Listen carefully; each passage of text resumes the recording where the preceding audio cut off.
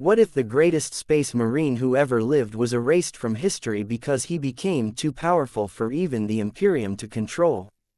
The question hangs like a forbidden whisper carried through the dust of a billion forgotten battlefields, a rumor spoken only by those who have seen too much and survived too long. In the darkest corners of derelict starships, inside the echoing catacombs beneath ancient fortresses, and in the shared nightmares of dying veterans, this single question refuses to fade. It lingers because the truth behind it is a wound the Imperium has tried to cauterize for 10,000 years. Somewhere deep within restricted vaults, where stasis caskets hum quietly, where sealed data slates have been untouched since the Great Crusade, where the dust itself feels afraid, fragments of a name once existed. Not a full identity, not a title, but a shadow of a presence, a silhouette carved into classified histories. The High Lords insist he never lived. The Inquisition declares all mentions of him are heresy. But then why do so many battle-scarred warriors claim they fought beside a being they describe in the same breath as a miracle and a catastrophe? Those whispers speak of a space marine whose power defied logic, whose discipline shattered records, and whose existence challenged the very foundations of the Emperor's design. They call him nothing now. No records remain, but once, before the Imperium decided his memory was too dangerous, they called him the Paragon. He was not a Primarch, nor a simple Astartes. He was something else, something the Imperium never wanted to face again. Buried testimonies describe a warrior made with a precision and purpose that bordered on divine craftsmanship. He fought as if the battlefield bent itself around him, as if fate itself hesitated to oppose him. But this is not a story of triumph, nor of glory. This is the story of a being whose rise shook the Imperium to its core, and whose fall reshaped destinies. For now, all that remains are echoes. Corrupted Vox logs muttering his impossible feats. Cracked armor plates etched with symbols no chapter claims.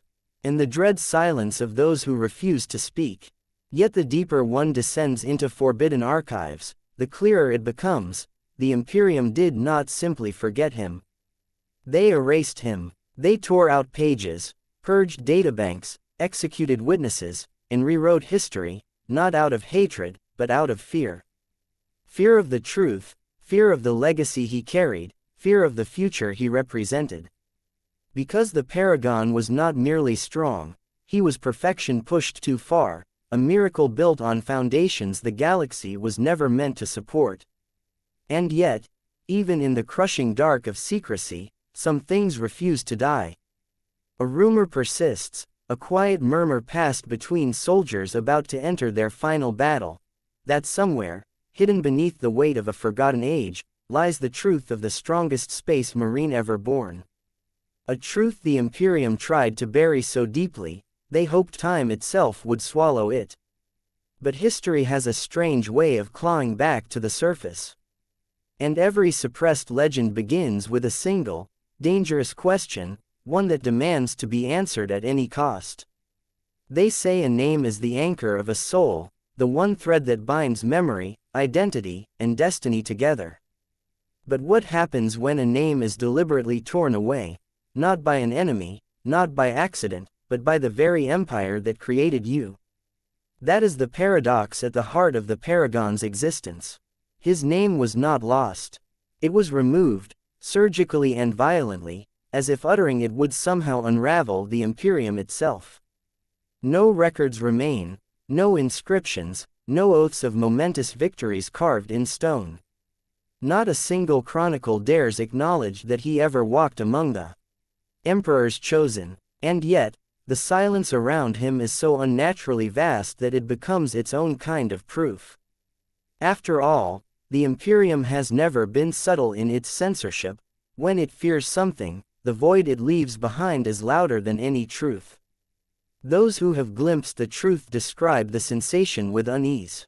A veteran captain once confessed, moments before his execution for forbidden speech, that he had fought beside a warrior, whose presence felt like standing next to destiny itself. He could not recall a name, only a title spoken in awe, the Paragon. But even that was not an official designation, merely a word whispered by those who saw him do what no Astartes was ever meant to do. To the Administratum, he was nothing more than a redacted entry. To the Inquisition, he was a stain that needed burning. To the Emperor, perhaps, he was a necessity that became a threat.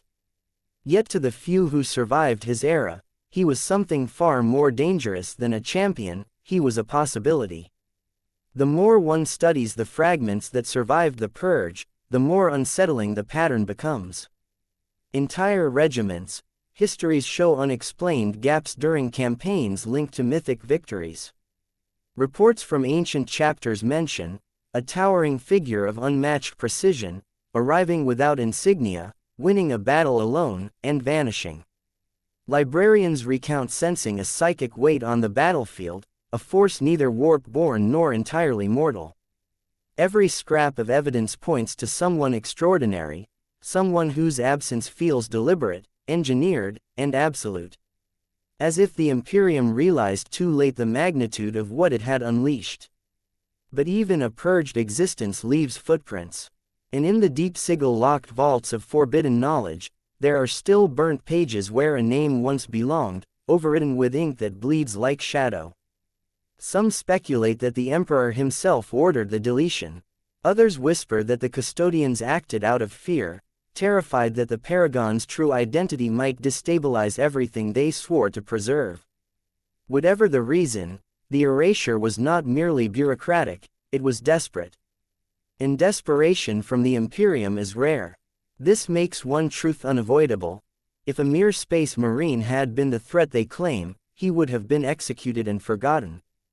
But the Paragon was not merely a warrior. His existence forced the High Lords, the Inquisition, and perhaps even the Emperor to confront a reality they could not accept. They did not just remove his name, they attempted to rewrite the galaxy around the absence of it. Yet myths do not die simply because they are forbidden. Legends do not fade just because they are dangerous. And a name, even stripped away, leaves an imprint on the universe that no decree can silence. Somewhere, beneath the layers of fear and denial, his true name once existed. Somewhere, deep in the collective memory of the Imperium, it still whispers. And that whisper is enough to pull us deeper into the mystery of who he was, and why his very identity had to be destroyed before the truth consumed everything.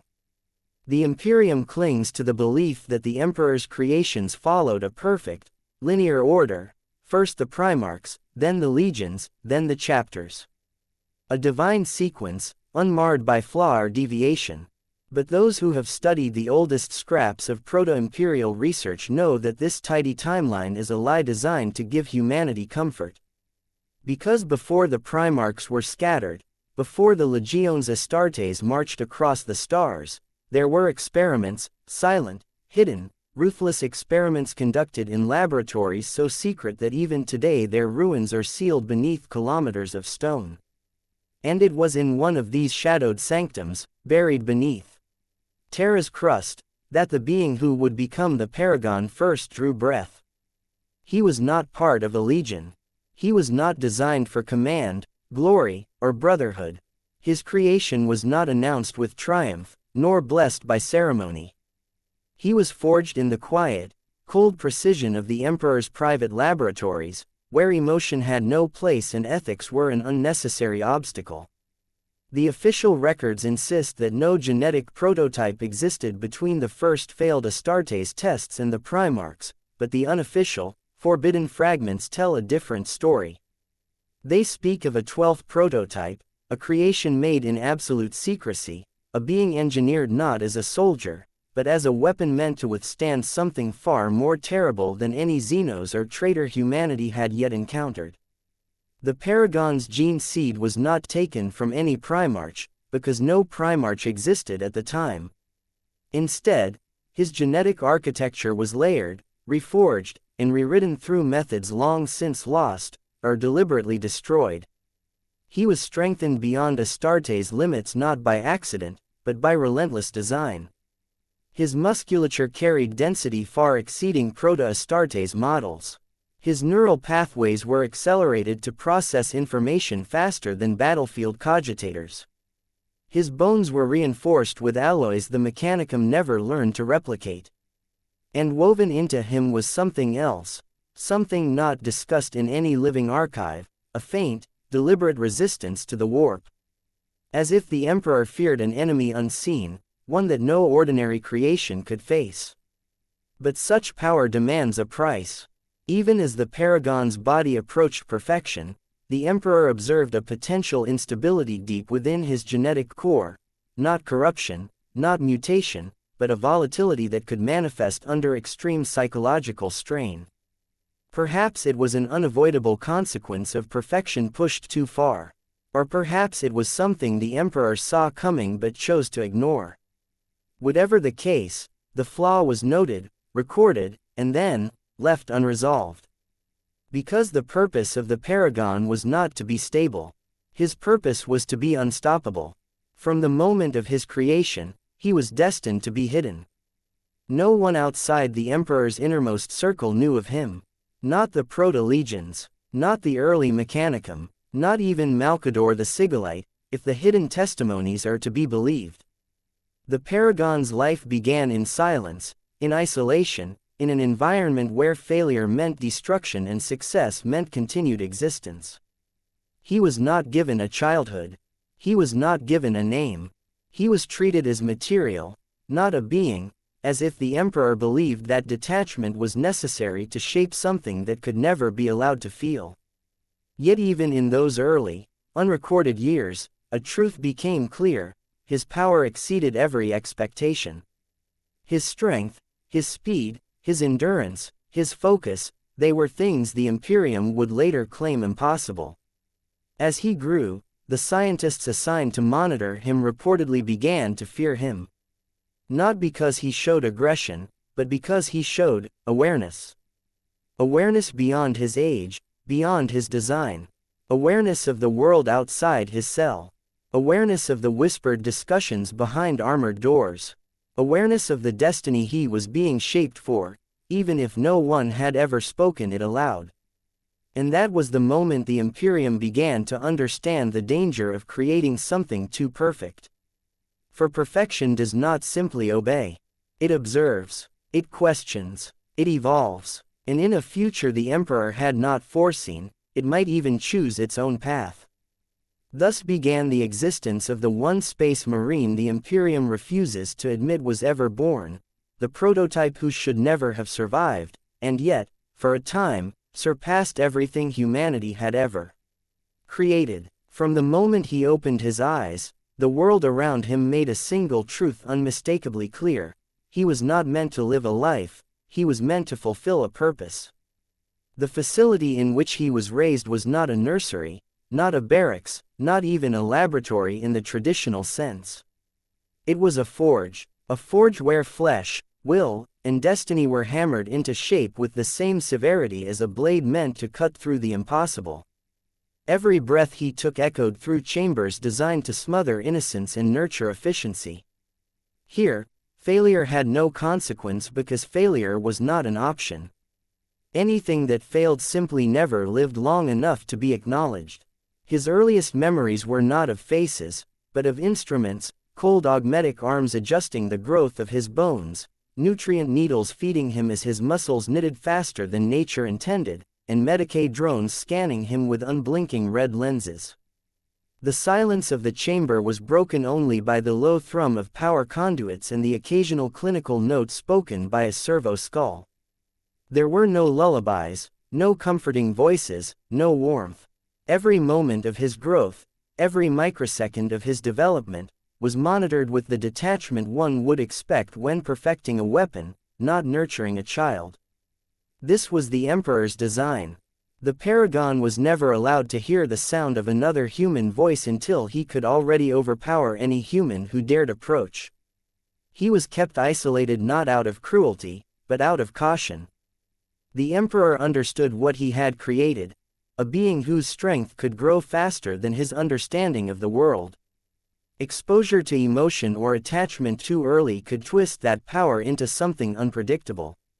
And unpredictability was unacceptable. So the Paragon's world remained sterile, empty, and quiet, until the day the Emperor introduced the next stage of his forging. Training did not begin with teachers or instructors. It began with automated machines capable of killing most proto-Astartes outright. The Paragon faced them alone, as a child who had never seen combat but whose body was already engineered for war. Yet he did not panic.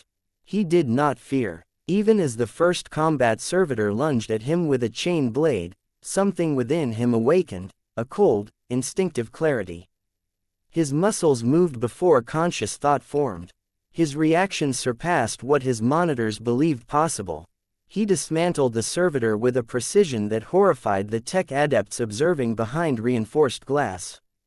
From that moment forward, the machines grew deadlier. Servo arms attacked with blades tipped in neurotoxin. Target drones fired live rounds. Shock field barriers forced him to adapt or perish. But he adapted faster than any model in the Emperor's long list of failed prototypes. His intellect evolved in parallel with his strength. He learned not just how to fight, but how to anticipate. How to exploit weakness. How to move with a mathematical beauty no human warrior could replicate.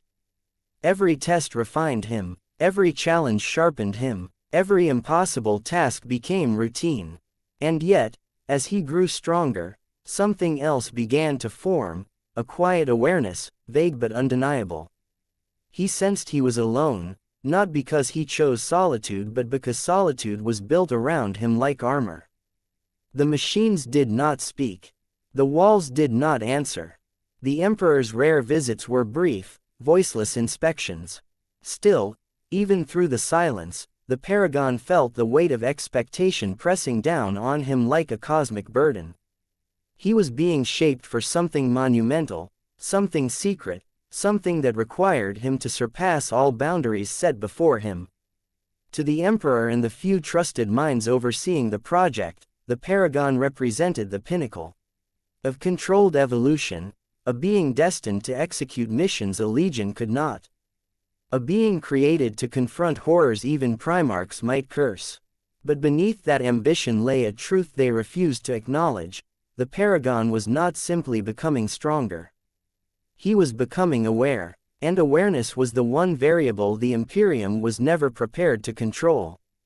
Thus the silent forging continued, shaping not a warrior, but a phenomenon. A living weapon designed in isolation, perfected through suffering, and sharpened by expectations so immense they could crush worlds. A weapon that would one day surpass the limits of biology, doctrine, and destiny itself. But even a weapon begins to wonder why it was forged, and such questions would one day shake the Imperium to its core. If childhood is meant to shape the soul, then his was crafted to erase one. The Paragon's earliest years were not spent learning to trust, to feel, or to dream, they were spent learning to endure. The Imperium denied him even the illusion of innocence.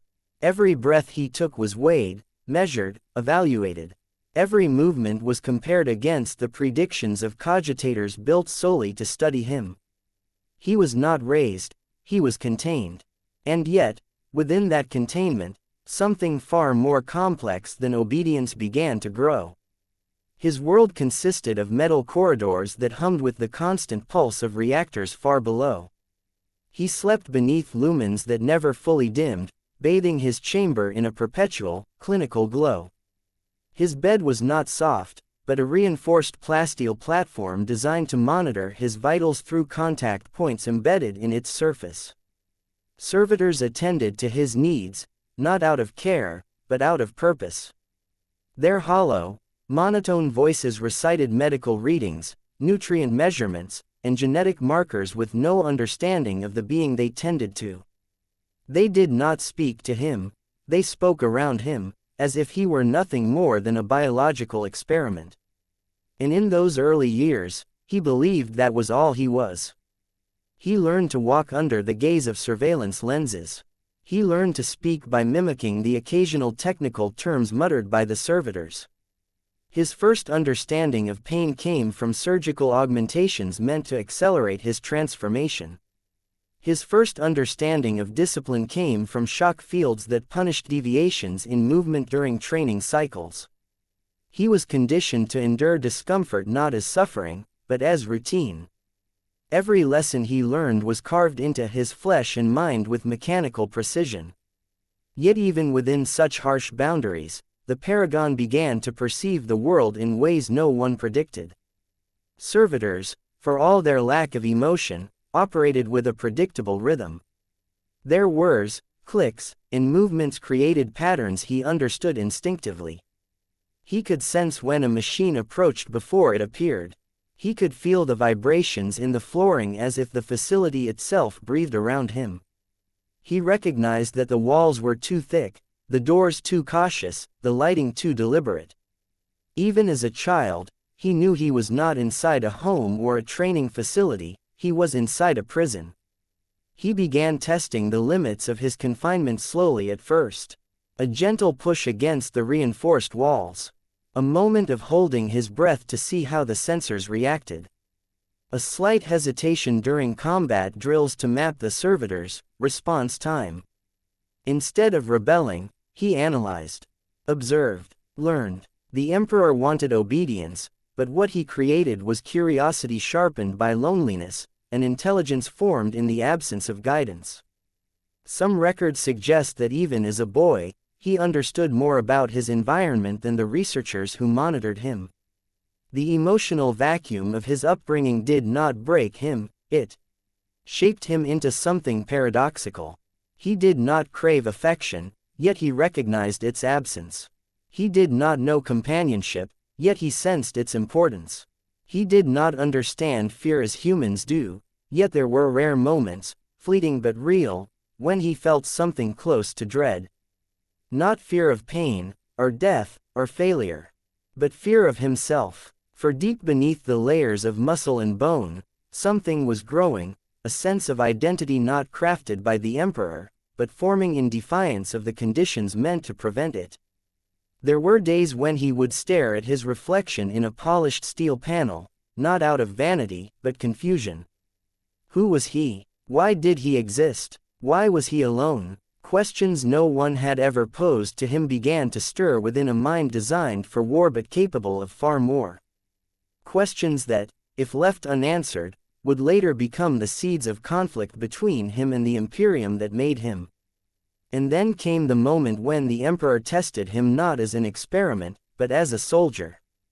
A moment that would shatter the quiet monotony of his isolation and reveal the true purpose behind his creation. A moment when childhood ended, not gradually, but violently. For the next stage of his forging would no longer be contained within the safety of walls. It would be written in blood. There comes a moment in every forged weapon's life when the heat of the forge is no longer enough, when it must be thrust into reality, into chaos, into the raw violence it was crafted to endure. For the Paragon, that moment arrived without warning, without instruction, without mercy. One day he awoke in the same sterile chamber, beneath the same cold lumens, expecting another round of surgical enhancements or combat simulations. Instead, the air vibrated with an unfamiliar resonance, a thunderous, distant roar, not mechanical but alive. For the first time in his existence, he heard the sound of war. Sirens wailed through the corridors, the kind used not for internal tests, but for emergencies of catastrophic scale. Servitors that once moved with methodical calm now rushed with frantic precision toward lockdown stations. The entire facility trembled as something vast slammed against the outer fortified walls. The Paragon rose from his bed, muscles tensed, senses sharpening with every echoing impact. He didn't understand what was happening, but something deep inside him, something instinctive, recognized the vibration of enemies moving in blood hunger. His world of isolation was being breached. A moment later, the reinforced doors to his chamber hissed open, unprompted. He stepped into the corridor, expecting the cold metallic order of the past, but instead found chaos.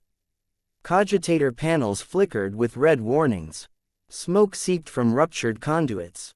Servo skulls lay shattered on the floor, their lenses flickering with dying sparks. Even the automated turrets, usually silent guardians of the passageways, whirred violently as they attempted to reorient themselves toward threats beyond the walls. This place, which had always felt like a prison, now felt like a battlefield. He followed the thunderous impacts instinctively, drawn not by fear but by a profound sense of purpose. The corridor opened into a massive chamber, the training hall where he had dismantled countless machines. But now the chamber was filled with something entirely different: towering reptilian beasts, their scales glistening with viscous black sheen, their elongated limbs tipped with blades of organic bone. They screeched with shrill, predatory hunger as they tore into the facility's defenses.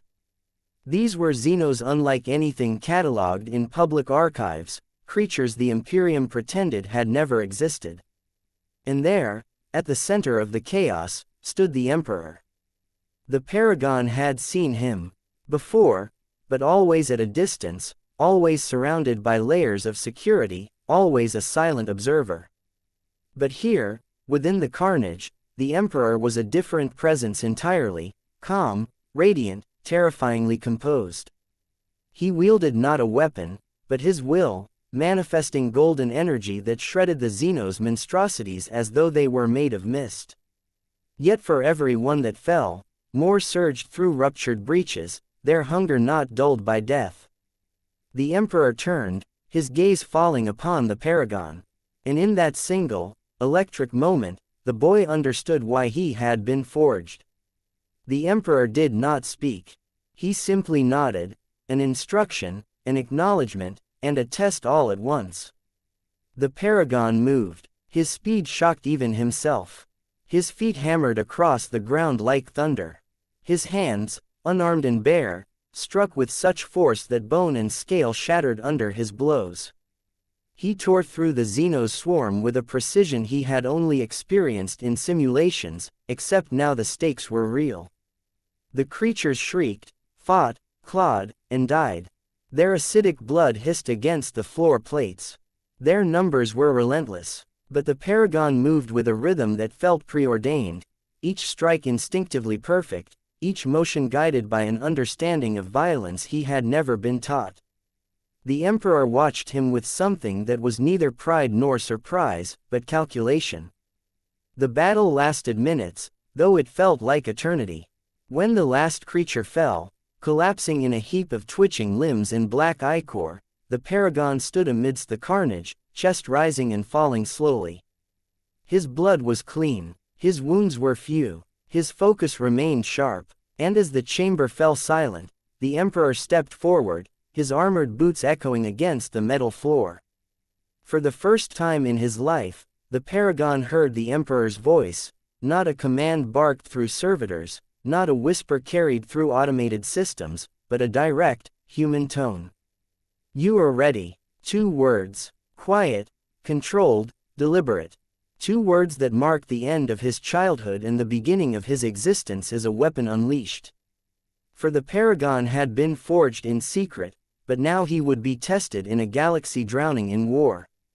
And the Imperium would soon learn that a perfect weapon is far harder to control than it is to create. The Paragon's first victory against the Xenos was only the beginning. His deeds, though unrecorded officially, resonated through the secretive corridors of the Imperium, whispered among those who had the privilege, or the terror, of witnessing them.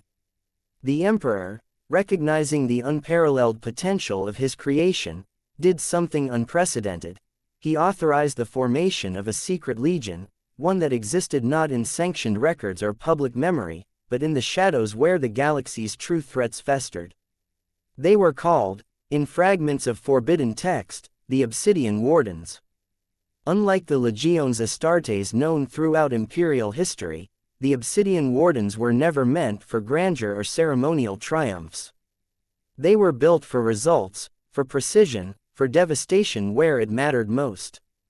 Their numbers were limited, their existence classified, and their loyalty singularly devoted to the Paragon. Every warden was a veteran of impossible trials, chosen not only for skill but for the ability to follow the Paragon without question, even into situations no man, or machine, could survive. Under the Paragon's leadership, their campaigns became something other than military operations. They were surgical strikes against the galaxy's most insidious threats: renegade warbands, demonic infestations, Xenos horrors the Imperium denied publicly. Battles that would have consumed entire legions were dispatched in hours, often with a single figure cutting through enemies while his wardens executed the plan with mechanical precision. Across these operations, reports speak of a presence that seemed almost supernatural, an aura of inevitability surrounding the Paragon, a certainty that victory would occur not because of numbers or firepower, but because he willed it.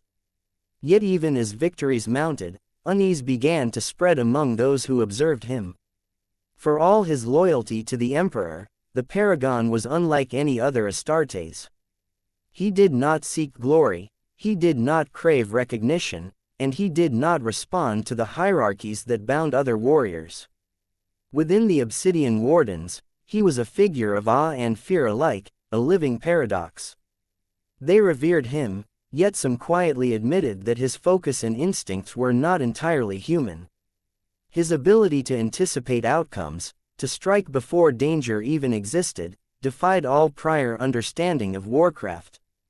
And for those few who dared to analyze it, there was a chilling thought: such power could not be controlled indefinitely. The Obsidian Wardens operated under secrecy so absolute that even their victories were unrecorded. Where other chapters boasted of banners and medals, the Wardens left only silence, shadows, and whispers. Ships appeared where none were expected, victories occurred before enemies realized they had been engaged, and entire campaigns vanished from sanctioned histories. The Imperium's record keepers, if they ever encountered evidence of the Wardens, erased it with the same meticulous care they would apply to heretical texts. This was not because the Emperor feared them, but because the Imperium itself feared the ramifications of their existence. In the Paragon, he led without question, without hesitation, without overt ambition. His mind was a weapon honed by purpose, and his heart, if such a thing could be said to exist, was tempered by solitude. He did not smile, he did not rest, and he did not form bonds in the conventional sense.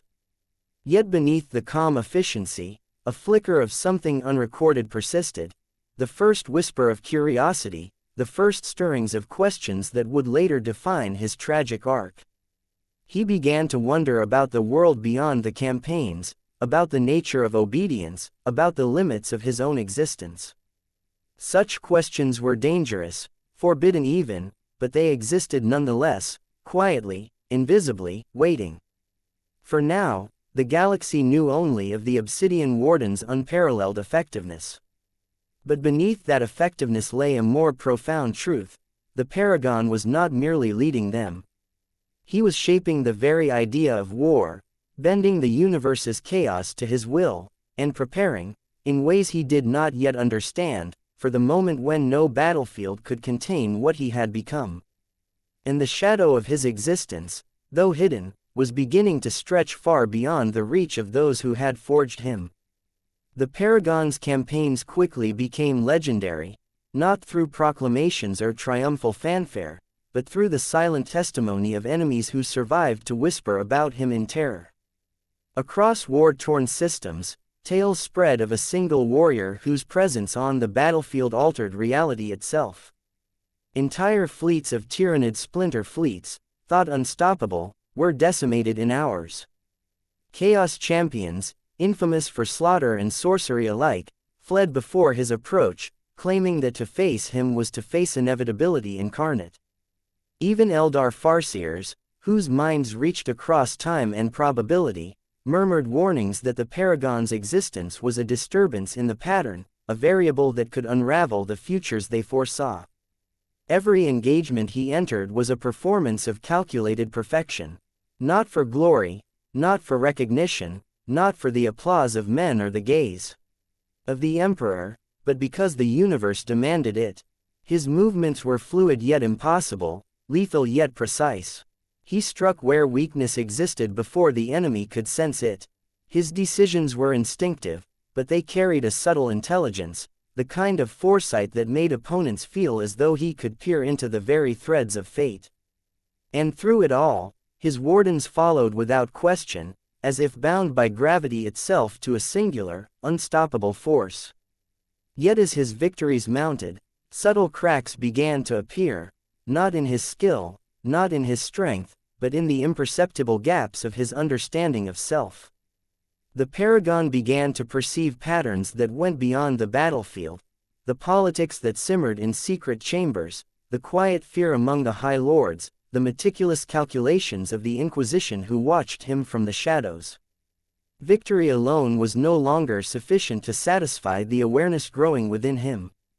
He began to see the limitations of obedience, the fragility of the constructs built around him. He realized that while the Imperium praised efficiency, it did not understand perfection. And the more they failed to comprehend him, the more isolated he became. Some whispered that the Paragon had no equal, that no force in the galaxy could stand against him, that his rise marked the dawn of an age where war itself bowed to a single will. Others noted the subtle danger in his perfection, the unnatural calm, the emotionless precision, the moments where curiosity flickered behind eyes trained only to dominate. If he could conquer fleets, destroy demons, and rewrite the outcomes of battles, what then could restrain him? What authority could command a being who had surpassed all others, even those designed to lead and inspire? It was in this crucible of success that the first shadows of fear emerged among those who observed him. Not fear of failure, for he never failed. Not fear of disloyalty, for he obeyed without hesitation. But fear of what he might become. The Imperium had built a warrior beyond comprehension, and now, in their triumph, they sensed the thin edge of a blade that could cut them as easily as it cut their enemies. And the Paragon, in his silent, unwavering efficiency, remained oblivious to the full scope of their fear. He did not yet question his purpose or his place, but a subtle awareness stirred, an almost imperceptible whisper within his mind. Questions that were forbidden, questions that would one day grow into obsessions. Questions about the cost of perfection, about the price of being unmatched, about the limits of obedience in a galaxy ruled by fear. For now, the galaxy knew only that the Paragon was unstoppable. But the most dangerous battles he would ever fight were not against Xenos, heretics, or demons. They were the battles that awaited him within, the silent conflicts of conscience, destiny, and choice that even the Imperium could not control. And so his golden age began, built on victories, awe, and the quiet stirrings of questions that would one day consume him. Amid the relentless march of victories, the Paragon remained a figure of paradox, simultaneously awe-inspiring and unnerving. To those who fought alongside him, he was a pillar of unwavering focus, a mind sharpened by purpose, a presence that turned the tide of battles before the first shots were fired.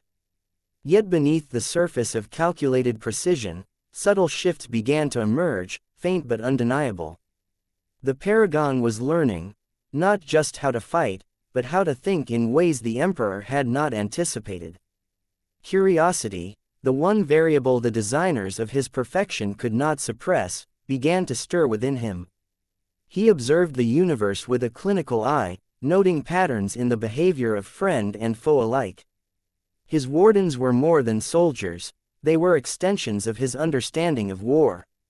Yet he began to notice small anomalies, the hesitation of a comrade under stress, the unspoken fear of civilians caught between armies, the silent manipulation of command structures that had once been invisible to him. These observations were not idle. They lodged themselves within his mind, forming questions that were at once unsettling and irresistible. Why do they fight? Why do they obey? What is the purpose of victory if it comes at the expense of so much that matters? These questions were dangerous, forbidden, and, paradoxically, necessary. In the absence of companionship or guidance, the Paragon developed his own sense of judgment. He began to see the battlefield not only as a place to conquer, but as a canvas where morality, strategy, and instinct intersected. He understood the precision of war, but he also sensed its tragedy. He saw that even in victory, there were casualties no calculation could justify, wounds no power could erase. And slowly, almost imperceptibly, he began to weigh his actions not only against effectiveness, but against the faintest notion of conscience. The wardens, trained to follow him without hesitation, began to sense these changes. He was still their leader, their unassailable anchor in the chaos of war, but sometimes they caught glimpses of him pausing, reflecting, studying the consequences of decisions that others made automatically. It was not indecision, it was understanding, and it unnerved them, for no soldier, no matter how loyal, had ever followed someone who could see both the battlefield and the hearts of those upon it with such clarity. Even the emperor, whose vision had created him, may not have foreseen this subtle evolution. The paragon had been designed for absolute obedience and efficiency.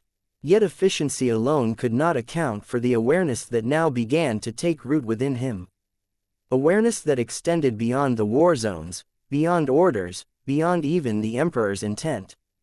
Curiosity had taken hold, and with it, the first stirrings of autonomy, of thought not dictated by design, but by the mind and conscience of a being who was something more than a weapon. And within that awakening, a dangerous seed was planted. The paragon began to sense that there was more to existence than simply executing commands.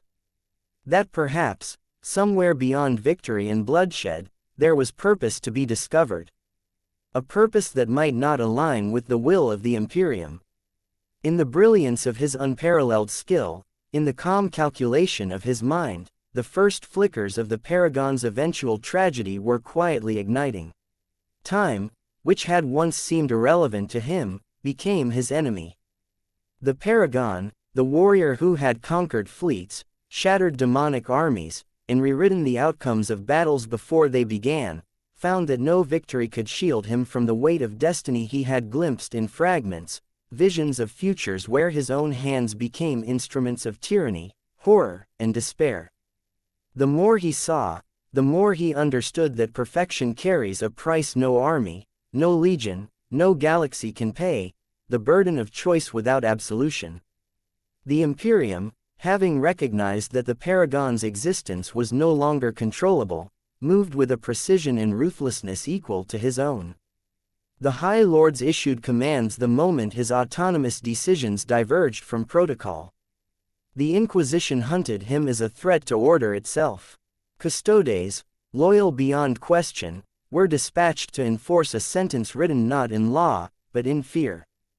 And all the while, the paragon understood that compliance meant the erasure of self, while defiance risked annihilation not only for himself but for those few he still cherished. The Obsidian Wardens, the veterans who had glimpsed something human beneath the engineered perfection.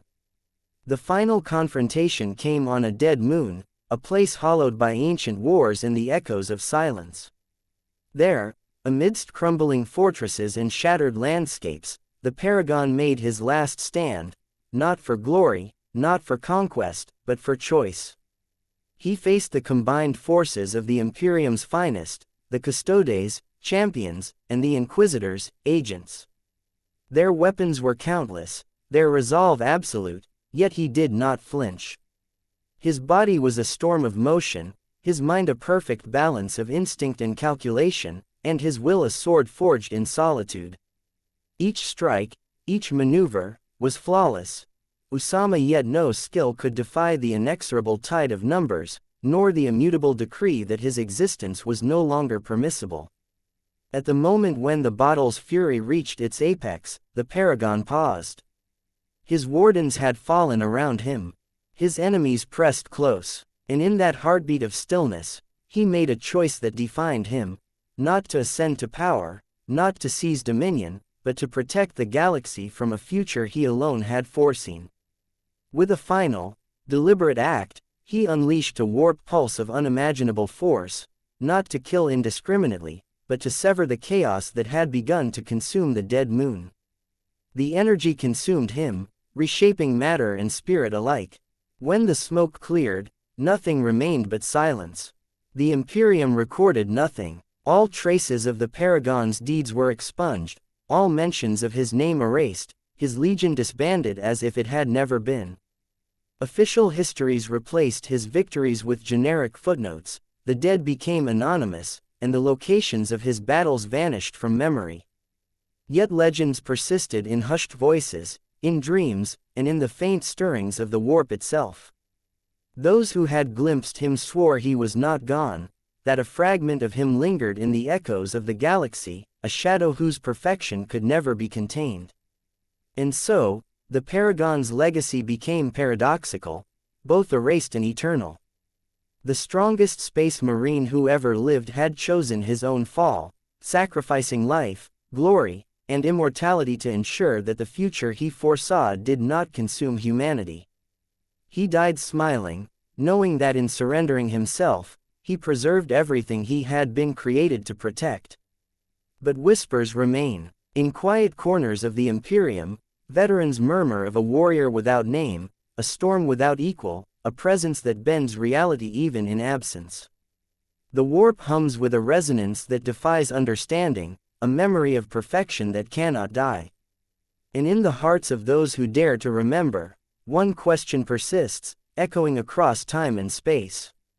If the strongest space marine ever truly fell, why does the galaxy still tremble at his name? The Paragon is gone. The Imperium pretends he never existed. Yet his shadow endures, a reminder that perfection cannot be controlled, destiny cannot be dictated, and sometimes, the greatest power is the choice to fall for the sake of all. With that said, thanks for watching, and until next time.